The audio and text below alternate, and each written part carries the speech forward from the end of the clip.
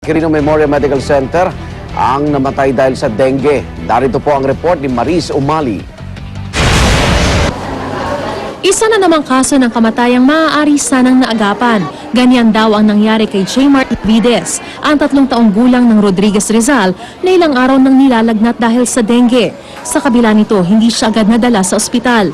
44 hours hospital stay, nag-arrest po yung patient. Kung may signs and symptoms ng fever yung patient, lalo na po sa time na ngayon na marami pong dengue patients, at least mas aware po ang mga magulang na magpa-consult po kaagad. Sa kabila ng malungkot na balita, tuloy ang pagsisikap ng mga taga Quirino Memorial Medical Center na wala nang sumunod sa sinapit ni J. Mart.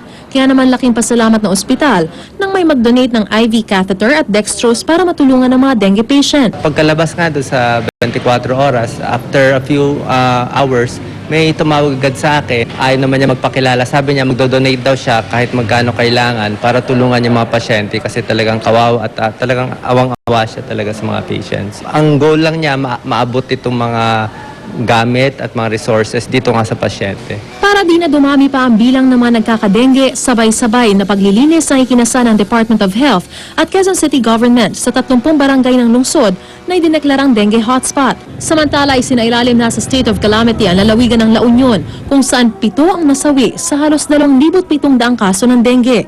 5 bayan at lungsod sa La Union ang nakararanas ngayon ng dengue outbreak. Para sa unang balita, Maris Umali reporting.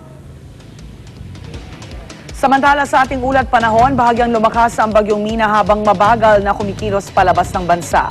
Uling namataan ng bagyo 300 at 70 kilometro sa silangan ng Kasiguran, Aurora. Taglay nito ang lakas ng hangin na 100 at 5 kilometro kada oras at bugso na umaabot sa 100 at 35 kilometro kada oras.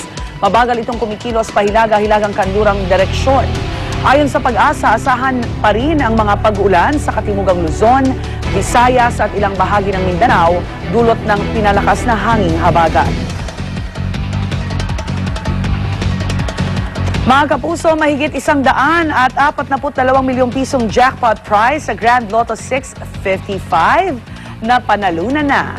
Isang maswerteng taga Luzon ang nakakuha sa winning number combination na 9, 1, 6, 40, 16 at 35. Nitong Hunyo lang, isa ring taga Luzon ang pinalad na nanalo ng mahigit 356 na milyong pisong jackpot prize sa Grand Lotto.